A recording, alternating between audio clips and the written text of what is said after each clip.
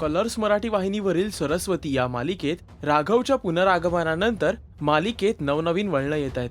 एकतर राघव परतल्यावर त्याचा स्वभाव पूर्णतः चिडचिडा बनलाय, तसंच सरस्वतीचा तो प्रचंड तिरस्कार करू लागलाय. हे याआधी प्रक्षेपित झालेल्या भागांमध्ये आपण पाहिलंच असेल.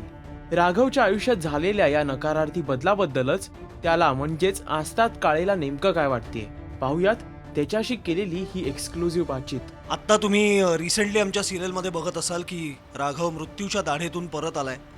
पण परत आल्यानंतरचा राघवचा एकूण स्वभाव, वागण्याची पद्धत ही आधीच्यापेक्षा फारच वेगळी आहे, हेही तुमच्या लक्षात आलं असेल. तर ह्यामागचं सगळ्यात मोठं कारण, महत्त्वाचं कारण म्हणजे राघवच्या मनात सरस्वती ह्या त्याच्या अत्यंत प्रिय पत्नीबद्दलच संशय निर्माण झाला आहे. त्या संशयाचं खात्रीतही रूपांतर झालं, कारण दुबईमध्ये जेव्हा राघवला शुद्ध आली हॉस्पिटलमध्ये, तेव्हा विक्रम काकाने त्याला सपोर्ट केला. त्याच्यासमोर एका व्यक्तीला उभं केलं, एका माणसाला, ज्याने हे मान्य केलं की त्याला सरस्वतीने सांगितलं होतं राघवचा जीव घ्यायला.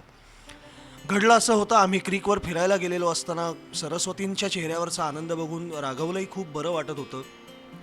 खूप दिवसांपासून चाललेलं प्लॅनिंग, बाहेर फिरायला जायचं ते फळाला आलेलं असताना बायकोलाही त्या सगळ्यात मजा येते हे पाहून राघव सुखावला होता.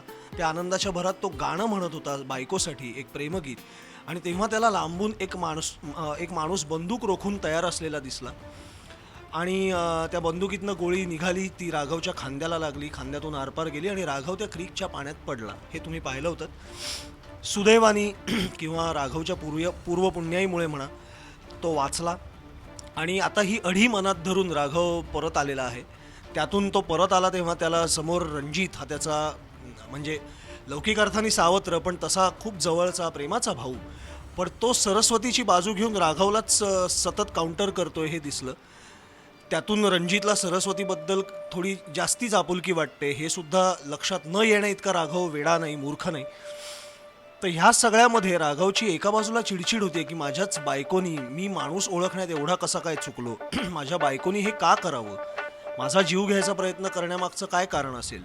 एकदा मोकळेपणाने काय पैसा, संपत्ती, मोठ्या मालकीणबाईचे सगळे हक्क हेच हवं होतं, तर एकदा मोकळेपणाने सांगून बघायचं होतं.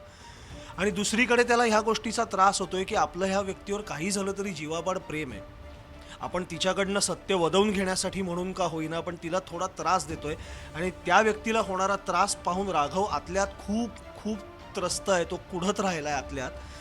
तर हा सगळा एक खूप मोठा तिढा निर्माण झाला आहे भैरवकरांच्या कुटुंबामध्ये. राघवच्या या बोलण्यावरून एक गोष्ट तर स्पष्ट होते, ते म्हणजे तो पुरता सावध झालाय, खास करून आपली अर्धांगिनी सरस्वतीपासून. आणि याची प्रचिती आपल्याला या आठवड्यात प्रक्षेपित होणाऱ्या एका भागामध्ये पाहायला मिळणार आहे. काय करताय तुम्ही? लांब राहा, जवळ यायचं नाही, तिथून बोला काय बोलायचं.